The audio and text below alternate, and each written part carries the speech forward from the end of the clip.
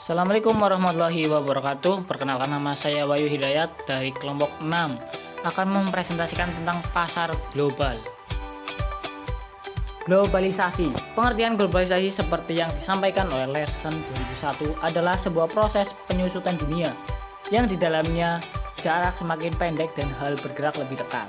Selain itu, globalisasi juga terkait dengan kemudahan yang semakin meningkat, atau bahwa seorang di belahan dunia lain dapat berinteraksi langsung dan saling menguntungkan dengan seseorang di belahan dunia yang lain.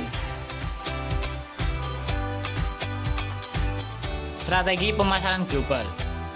Strategi pemasaran global seperti yang diungkapkan oleh Viswanathan dan Dixon 2006 bahwa strategi pemasaran global meliputi dua pendekatan, yaitu strategi pemasaran standar dan strategi pemasaran yang disesuaikan dengan kondisi negara tempat bisnis perusahaan dipasarkan, atau standardization and adaptation of marketing strategies. Strategi pemasaran dengan pendekatan standar lebih menekankan pada pasar global yang memiliki sifat pelanggan yang homogen atau consumer homogeneity. Strategi ini menekankan perusahaan untuk dapat memasarkan produk dan layanan yang sama di seluruh dunia dengan menggunakan identik strategi dengan biaya yang lebih rendah dan margin yang lebih tinggi. Strategi pemasaran global. Terdapat 5 pilihan strategi produk global, yaitu 1. Option Product and Communication Action. Dual action. Sebuah perusahaan memilih strategi memasarkan produk standar dan menggunakan komunikasi seragam. Perusahaan dengan sumber daya terbatas lebih menyukai strategi ini. Dual extension bekerja ketika target perusahaan sebuah segmen global dengan kebutuhan yang sama.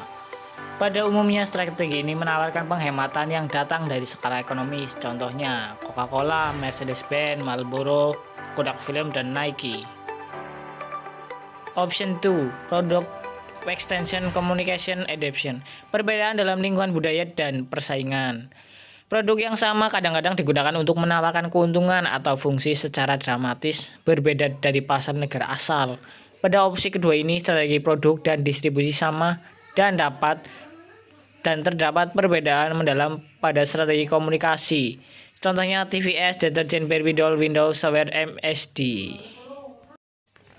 Yang option 3, Product Adaptation, Communication Extension. Sumber lain di belakang adaptasi produk adalah strategi ekspandasi perusahaan. Banyak perusahaan menambahkan brand pada portofolio produk mereka melalui akuisisi perusahaan lokal. Walaupun faktor-faktor ini memimpin adaptasi produk, kesamaan nilai-nilai dasar dan perilaku pembelian di antara konsumen yang menggunakan produk bisa jadi sekarang sebuah pembuka harmonisasi strategi komunikasi. Option 4, Product and Communication Adaptation, Dual Adaptation. Option 5, Product Invention. Pemasaran global mencoba menciptakan figur produk dengan skop global lebih dari hanya untuk sebuah negara. Malahan penyusunan sederhana pada produk dan jasa yang ada dengan kondisi pasar lokal. Mindsetnya adalah dari nol ke peluang pasar global.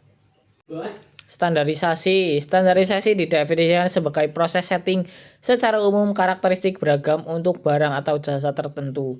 Tujuan utama dari standarisasi adalah untuk mengendalikan kegiatan output dan kualitas layanan melalui ilmiah manajemen layanan untuk meminimalkan resiko yang terkait dengan faktor manusiawi.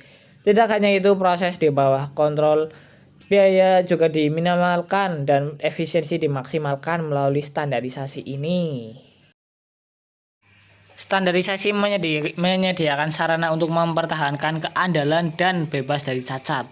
Manfaat lainnya yang terkait dengan standarisasi meliputi fasilitas kontrak, pelaksanaan monitoring, dan penetapan harga dalam penyediaan layanan, meningkatkan perlindungan konsumen, serta meningkatkan kepercayaan diri dan kepuasan konsumen. Kostumisasi menjelaskan bahwa kostumisasi adalah upaya untuk menyesuaikan produk dan keinginan konsumen. Menurut Usmara A. mengungkapkan bahwa kostumisasi mengacu pada proses menawarkan produk atau jasa secara tetap dan cocok dengan keinginan yang dibutuhkan dari konsumen. Difusi multinasional adalah proses Difusi yang merupakan cara di mana inovasi menyebarkan ke seluruh pasar. Istilah menyebar ini mengacu pada perilaku pembelian di mana produk atau jasa itu dapat dibeli secara teratur.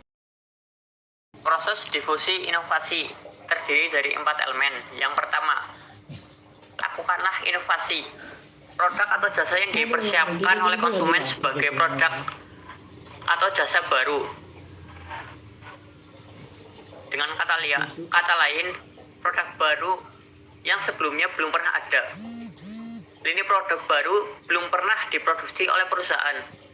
Produk inovasi simbolik yang mengkomunikasikan antisosial baru bagi produk yang bersangkutan. Produk inovasi teknologi dengan perubahan fungsional dari produk yang semula dengan lainnya. Yang kedua, difusi melalui saluran komunikasi. Kecepatan penyebaran produk tergantung pada komunikasi antar pemasaran konsumen dan juga komunikasi antar konsumen itu sendiri. Yang ketiga, ada difusi melalui sistem sosial. Yang keempat, difusi melalui sistem waktu. Mengembangkan produk baru. Untuk pasar global, beberapa faktor penting yang perlu diperhatikan dalam pengembangan produk baru, yaitu 1. Pengetahuan yang lengkap tentang kebutuhan dan keinginan konsumen. Kedua, sumber daya yang mendukung terhadap pengembangan produk baru. 3. Perkiraan penyimpangan produk baru dalam memenuhi pasar sasaran.